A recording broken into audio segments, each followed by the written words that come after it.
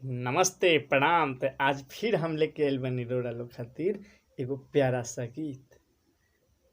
फिर आशा न बल्कि पूर्ण विश्वास ह जे रउरा लोग के हमार हर गाना जे तरह निक लागेला वही तरह इहो निक लागे।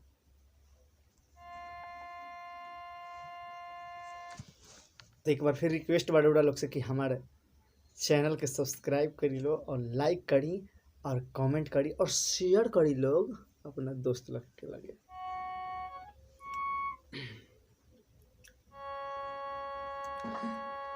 सनहिया लगावल बहुत बात नइखे। सनहिया लगावल बहुत बात नइखे। नजरिया चुरावल बहुत बात होला। नजरिया चुरावल बहुत बात होला। केहू के रोआवल बहुत बात नइखे।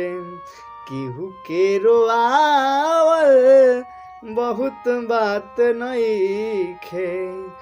रोआ के हंसावल बहुत बात होला। सनहिया लगावल बहुत बात नइखे। नजरिया चुरावल बहुत बात होला। समझे न पवनी तहर असली इरादा। रूपवा के जाल में धरा गइनी दादा। समझे न पवनी तहर असली इरादा। रूपवा के जाल में धरा गइनी दादा। धरा गइनी दादा। केहू के मुआवल बहुत बात नइखे। केहू के मुआवल बहुत बात नइखे। मुआ के जियावल बहुत बात होला। मुआ के जियावल बहुत बात होला। देखी देखी हमके अब तो हंसता जमाना।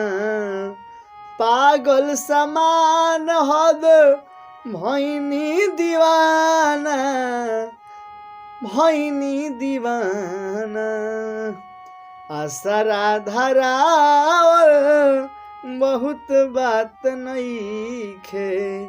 असरा धरावल बहुत बात नइखे। हसरा पुरावल बहुत बात होला। सनहिया लगावल बहुत बात नइखे।